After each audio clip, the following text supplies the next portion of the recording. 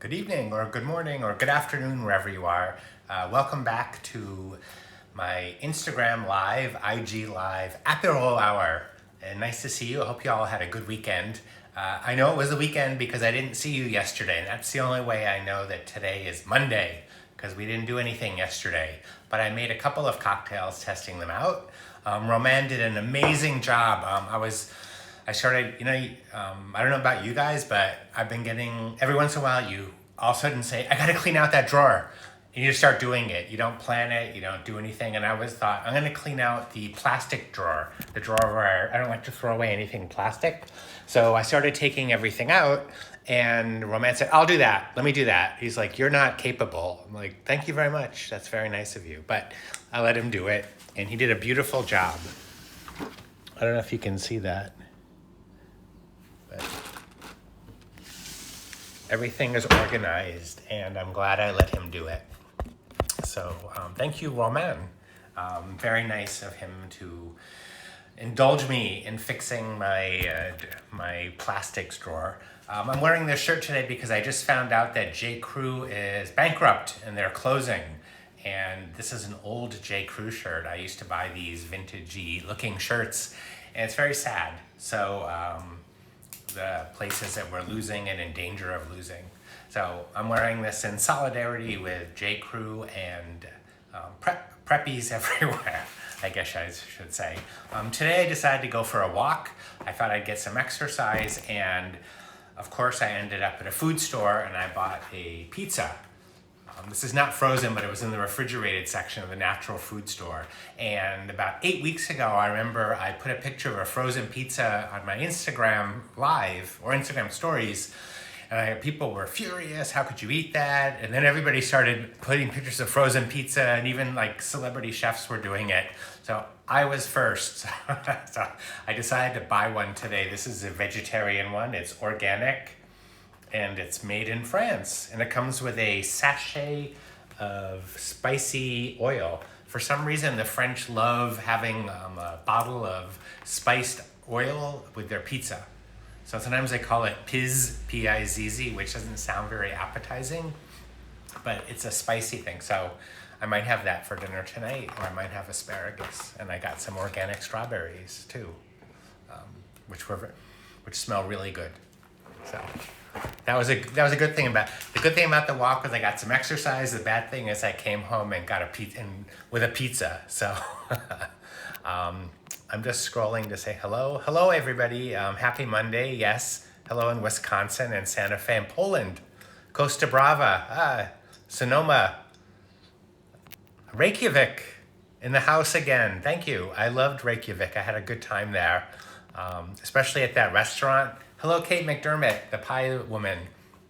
I was in Reykjavik, and Ruth Reichel sent me a message. She said, you need to go to this restaurant that has a cod head, and they serve you a cod head on a plate. So I went with somebody, and sure enough, they serve you this plate with a giant fish head on it. And we didn't order that, but they had amazing cocktails. And the interesting thing about Reykjavik is a friend who lives there said, she goes, the good restaurants are the same price as the not good ones. So that was a lesson we quickly learned. And we also learned that if you go to the public baths, the hot water baths, if you don't take all of your clothes off in the shower, people will come over and yell at you and shame you into taking off your clothes, which is very new. So I'm from San Francisco. I didn't have a problem with it, but I was surprised at how aggressively they wanted me to take off my clothes. Usually people ask me to keep them on. So that was a new thing for me. Today, because on Saturday, I did a gentian fizz, which has pineapple juice in it. I thought I would do a cocktail that had pineapple juice in case you went out and got pineapple juice and you're like, that guy told me to buy pineapple juice, and now I have almost a full bottle left in the fridge. So I have a cocktail to use the rest of it. But before, I was just thinking of this before I started. A friend of mine who lives out in the country, who's a photographer, and I won't reveal his name because I don't know if he wants people to know. But they've been out there for about 8 weeks, and they were kind of bored. So they recreated this famous scene. That's the old painting, and that's the new. At first I just, people send you things and you just, videos, check out this animal, or this, what did, so-and-so say today. And I thought that was really funny. So I hope he is okay with me showing it. I didn't show his name. Also, a bunch of you sent questions over the weekend. A lot of them, probably 80% of them, were offers to send me more peanut butter and a few other things. So it's very nice of you. It's very hard to get gifts here. It's a problem. So thank you, but just a blanket thank you, but I am not accepting peanut butter packages. Unfortunately, I'll wait till I go back to the States and eat my hazelnut butter that I got the other day instead. Yes, other people are cleaning out their refrigerators and freezers. Yes, Roman is perfect. This week, Portland, Oregon. Hello from Portland. Laugh so hard at your photos of bottles by the recycling bin. Yeah, a lot of people have been drinking here, but it's also a normal part of life in France. People drink wine, so it's not that unusual. Good thing that they were recycling them rather than throwing them in the garbage. Somebody else mentioned when we did Roman's, he made a jambon beurre the other day, a sandwich jambon beurre, which I thought was adorable. So you did too, and a lot of people watched the video, which is great. He's going to be back on Wednesday doing his famous grated carrot salad, or salade de carottes râpées. And I have that recipe on my blog. It's a very French thing. The French don't normally eat raw vegetables, but they do in restaurants on a platter called crudité, which is often celery remoulade, celery with mustard sauce, grated carrots and or beets and some radishes or so forth. Roman is particularly good at it. He makes a really good grated carrot salad. And it's very, very, very French. Even supermarkets sell little barquettes, plastic tubs of grated carrots in some sort of dressing, and people eat that for lunch on the go. So I make my own, and yes, it's sad about J. Crew. I know it's a big company, but I don't know what to say. I just lost my train of thought. That's what I'm missing. No, I'm just kidding. So this week I've also got some really, in addition to Roman, who I know is super popular, I've got two really special guests, and maybe a third. Tomorrow I've got Ivy Mix, who is super awesome. I love Ivy Mix. She has a bar in Brooklyn called Leyenda, and she's a very popular bartender, and she's gonna make us a Cinco de Mayo drink, because that's coming up this week. And she's gonna talk about the French connection with Mexico and France and how that drink came to be. And she has a new book called Latin Spirits. And I probably didn't mention this or enough, but I love her. She's great. She's so much fun. And please tune in tomorrow. On Thursday, I've got one of the nicest people I've met in France. His name is Thomas Deck, and he is the owner of Deck and Donahue Brewery, I guess you call it, brasserie. And he makes beer. And he was one of the first artisan beer makers. Right before my book went to press, they moved their brewery, and I had to change the whole story about them. But this is an interesting beer. It's been aged in cognac barrels with a touch of caper flavor in it. It's named after the fellow Ikeda, who invented the idea, or who discovered the idea of umami. So the beer has an umami flavor, and he makes all sorts of different beers. He changes with the season. So it's a great chance to meet a French beer maker who's very, very nice, who speaks very good English, and he's just lovely, and he's going to talk to us about French beer. And I might have another guest too, but that's not confirmed. You might just be stuck with me for a few extra days, if that's okay. Somebody else mentioned people had asked me about where can they get that Prince de Paris or Prince of Paris ham. And she said, don't forget Character de Cochon. And I was like, oh God, I love that store. Character de Cochon is in the Marais, and it's owned by a fellow named Solo, like Han Solo, I think. He's wonderful. He has like 80 kinds of hams, and you can order a ham sandwich with any of them, and it's like a ham boutique. And he said, we have stores in France specializing in everything. I want to do one just in ham. So Character de Cochon is the store. So if you come to Paris when we're open for business again, go in there and get a ham sandwich and say hello for me. He's a very, very nice person also. So today's cocktail is called the Algonquin, and it uses pineapple juice. And there's not a lot of non-tropical cocktails that use pineapple juice. There's a lot of tiki drinks out there. I'm trying to do drinks here that celebrate French spirits and use them. I hope to sort of highlight them as well. That's why it's called Apéro hour, not happy hour or tiki hour. But I love tiki drinks and I love pineapple juice. And this drink is sophisticated. I think it was invented in 1930s, named after the Algonquin Hotel. And its main liquor is rye whiskey.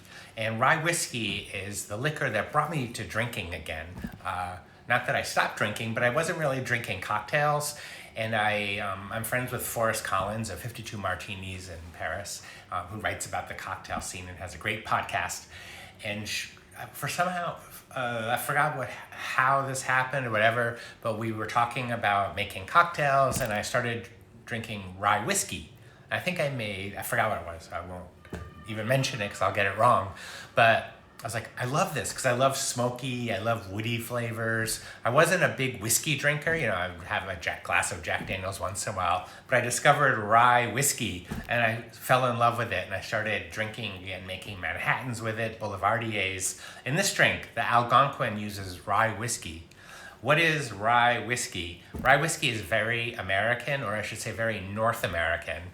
It's whiskey made with rye. It has to have over 50% of rye in the mash that's distilled.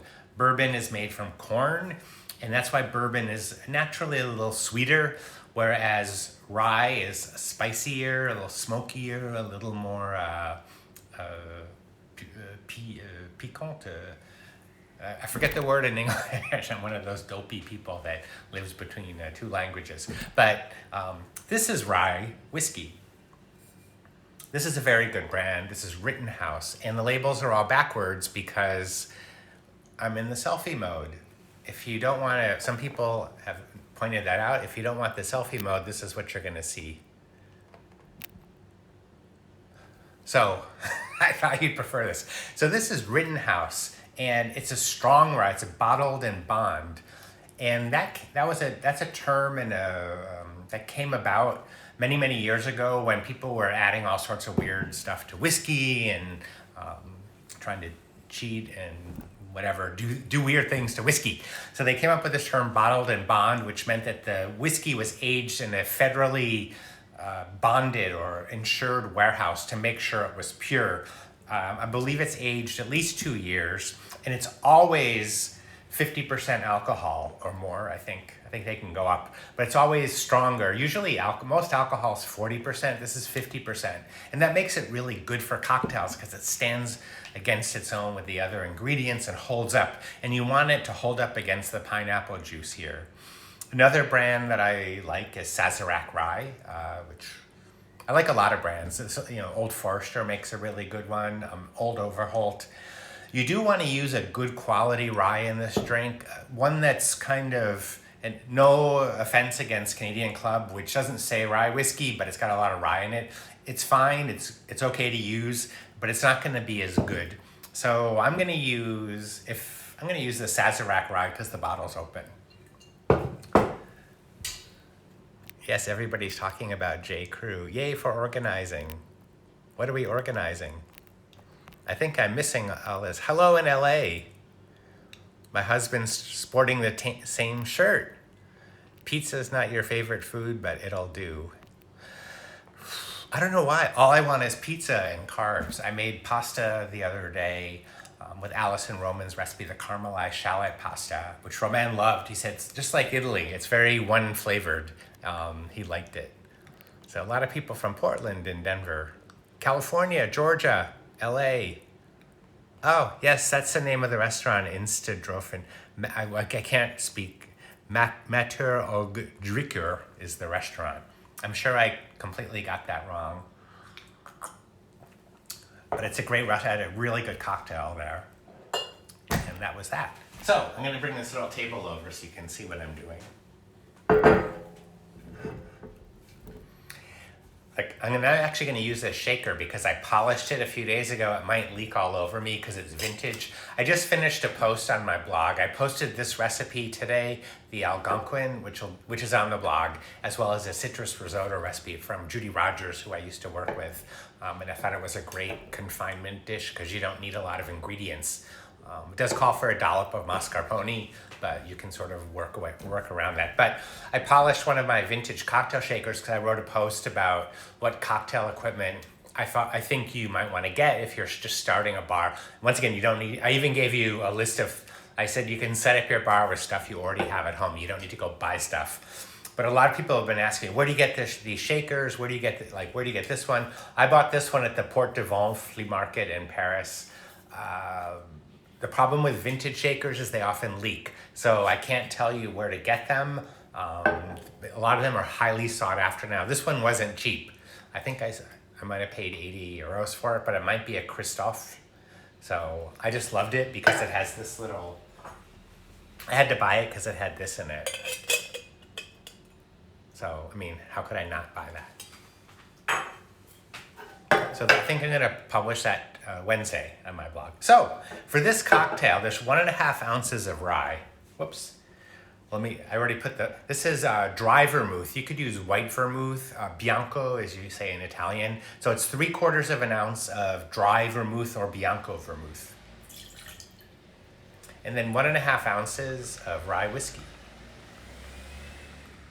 And when I was little, I used to sit on my grandfather's lap in his chair while he drank whiskey. He used to give me sips of it, and I was about 3 years old, and he called it wiki for me. So I started repeating that, and my grandmother's like, Donka. So, anyway, there's 1.5 ounces of rye whiskey, and then pineapple juice. The great thing about the confinement, as I mentioned today in my blog post about risotto, was that people are not shaming people about eating pizza or buying the store brand or using the wrong shape of pasta for their special pasta that's only supposed to be made with one shape of pasta. It's very liberating. And food writer Russ Parson said to me, we were talking about that online, and he goes, yeah, remember the days when people used to argue who can make what? Because people were saying, well, you're not from that country, you can't make this, and you can't do that, and you're not, anyway. So those things are kind of moot for the moment, which is kind of nice. So we're all free to do what we want. So I bought pineapple juice. And I bought the store brand because they didn't have fancy, freshly squeezed pineapple juice. If you live somewhere where they have freshly squeezed pineapple juice, like Bangkok, I would love to come visit you immediately. Okay, so I've got 1.5 ounces of rye whiskey in here. I've got 3/4 ounces of dry vermouth, although you could use bianco vermouth, which is called blanc, vermouth blanc in French. 3/4 of an ounce of pineapple juice, unsweetened, of course.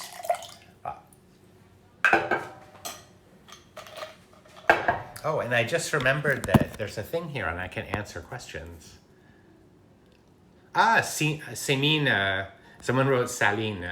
She said she would do an Apéro live with me. Yes. Yes, I would. I guess I should write to her and invite her on. Let me know if you want to see her in the comments. I never met her. She worked at Chez Panisse after me, and she included one of my recipes in her book.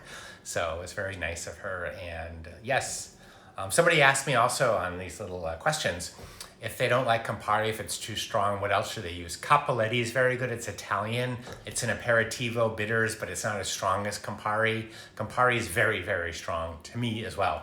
So that's good. If you live in the US, St. George Bruto Americano or Fort Havre Spirits Aperitivo are both good. And I put those on a blog post I did last week about setting up your French bar at home.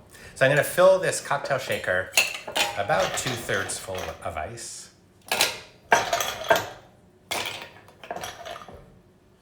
It's funny, I was thinking, for some reason I was thinking of Ralph Lauren boutiques. A friend of mine used to be one of the people that did the displays there, and they used to make these beautiful displays. They would put old bicycles there and things like old cocktail shakers, and people would always come in and they go, oh, I want to buy that. And they were like, oh, it's not for sale, it's display. So they decided just to put outrageous prices on things, and then people started buying them. So, hey, it's not leaking. I got my $60 to $80 worth. So once again, when you shake a cocktail, you always, well, generally you want to shake cocktails with fruit in them, fruit juice or pineapple juice, lemon juice, lime juice, because it emulsifies them. Although if you want to make this cocktail a little more sophisticated and clear, you could stir it in a mixing glass, but I don't want to do that.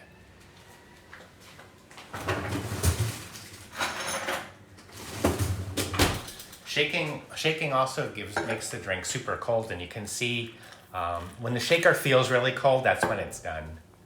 Hello in Salt Lake City, Utah. You have very good rye made in Utah by High West, it's called. Okay.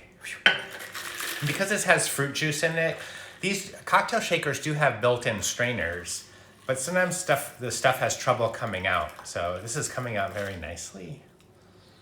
The nice thing about this cocktail is you don't have to worry about a garnish or anything. Wow, it even smells good. I'm gonna have a sip.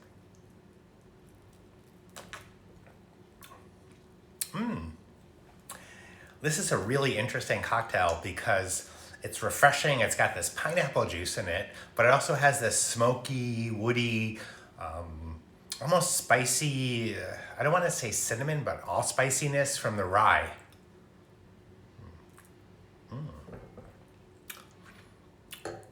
The perfect pairing would be frozen or store-bought pizza. And I just happen to have one here. That's a really nice cocktail, the Algonquin. And this recipe's on my blog if you want to get it, it's there. And Blindsey Chef is enjoying a Lillet Reviver from my book. Thank you all for also, many of you have been tagging my drinks on Instagram. I was gonna say the Instagram. I sound like one of those old politicians that doesn't understand the internet, but I understand it fairly well. Although it keeps changing, like this thing called TikTok.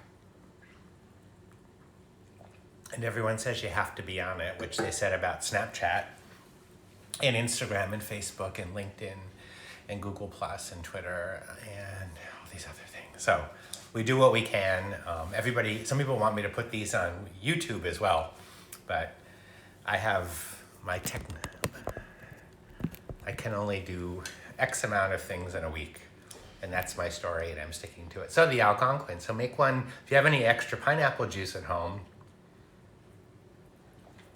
it's a great drink. All right, so tomorrow, Ivy Mix is gonna come and make a Mexican cocktail. So make some guacamole, get some chips. I'm gonna be talking to her from her shelter in place out in the countryside. And in case anybody likes ramps, go to her Instagram profile, Ivy Mix. And she picked a boatload of ramps, huge pile of them. Just beautiful photo. So we'll be talking to her tomorrow.